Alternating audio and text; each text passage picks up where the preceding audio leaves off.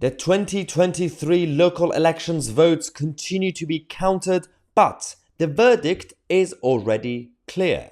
The British public have rejected the political class.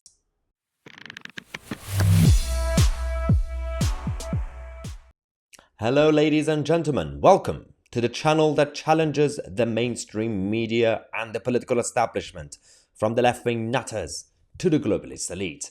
So, last night we did a live stream, quite long. I think I went on for a couple of hours, 2-3 hours from midnight, giving you guys the early hours of all the updates and the results from the local elections. So in this video, we're going to give you the verdict, which is quite obvious.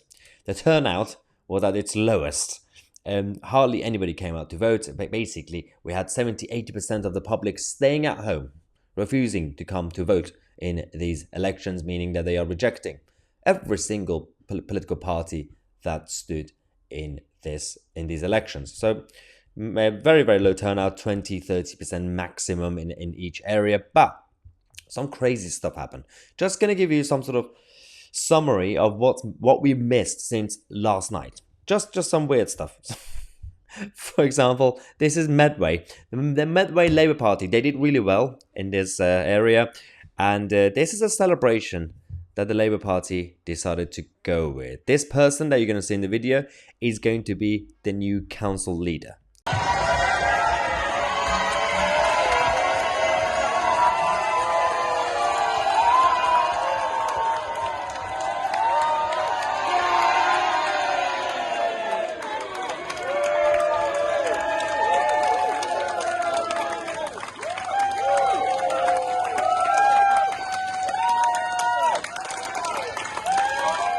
The absolute state of that. I remember a time when politics and politicians, election times, it was about being humble, not like a football team. It's like, do you remember a few months ago when Rishi Sunak was standing as Tory leader, as a candidate? He actually published a video of himself celebrating that he got to the top 2 between him and Liz Truss. And we made fun of him as well because it makes no sense. Try not to Americanize British politics. Remain humble and just go and serve the public. That's all you have to do. But that aside, that was Medway Labour Party. This is hilarious. Britain First. So, there's a candidate from Britain First called Paul Harding.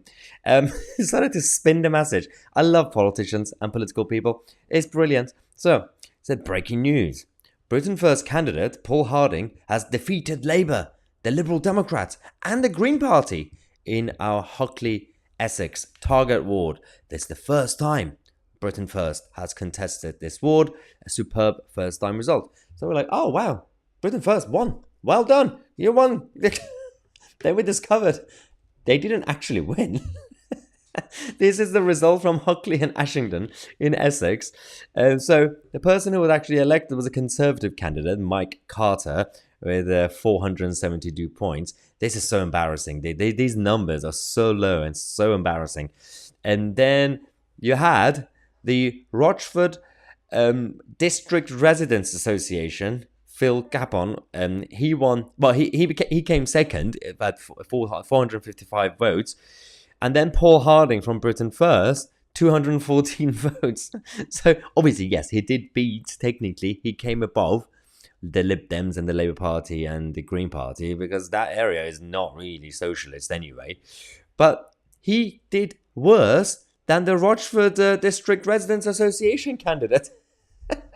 Also, last night, the Residents Association, as a bloc, as a party, did quite well across the country. They got so many seats. They got more seats than the Reform UK and almost as good as the Tory party. So, hilarious. All right, next thing. Oh, dear God, this is the Tory party. So, Greg Hands, who's now the chairman of the Tory party, someone made a meme.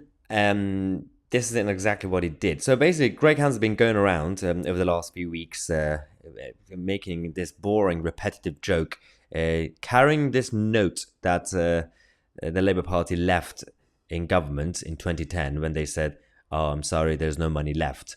And he's been carrying it around anytime he goes on TV or campaigning.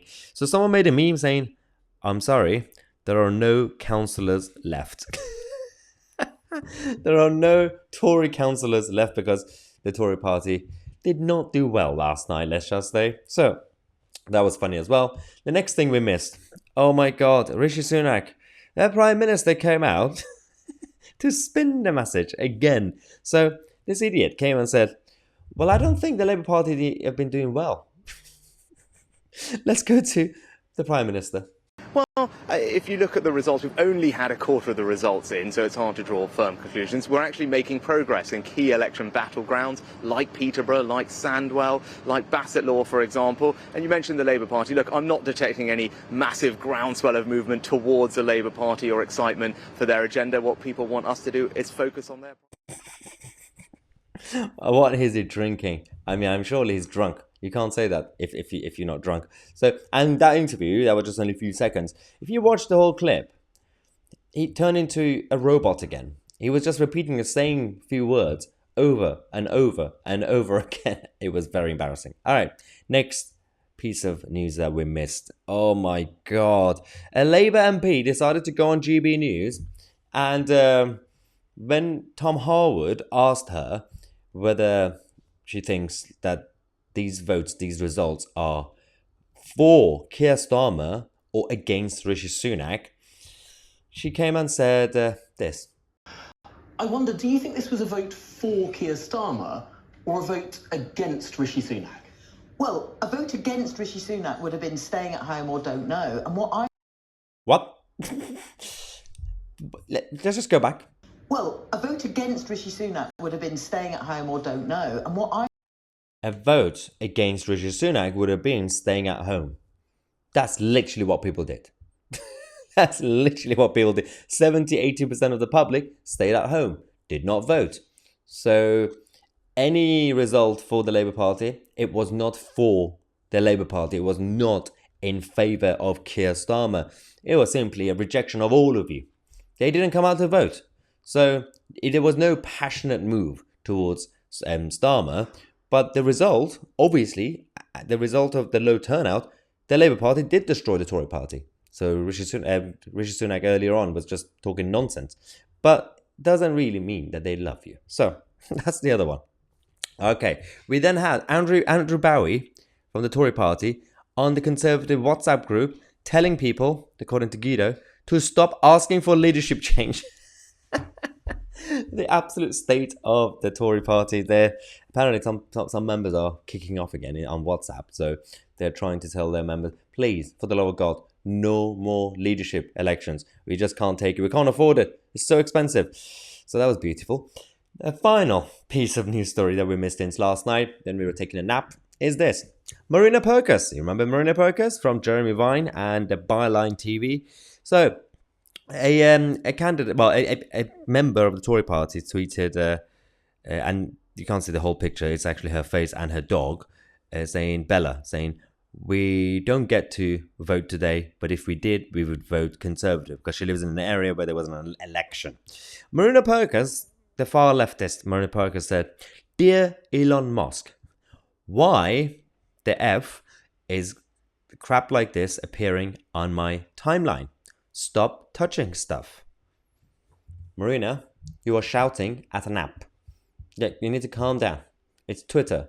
Also, there's a button on top of the app where you could just click on For You, so you could just see the tweets that you follow from the Twitter accounts that you follow.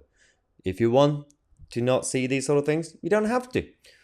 Just stop having a meltdown. Simple.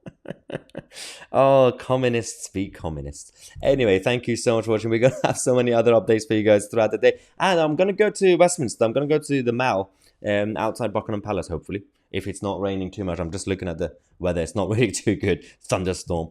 I'm going to go and I might do a live stream for you guys from there to see the crowd and everything else for tomorrow's coronation.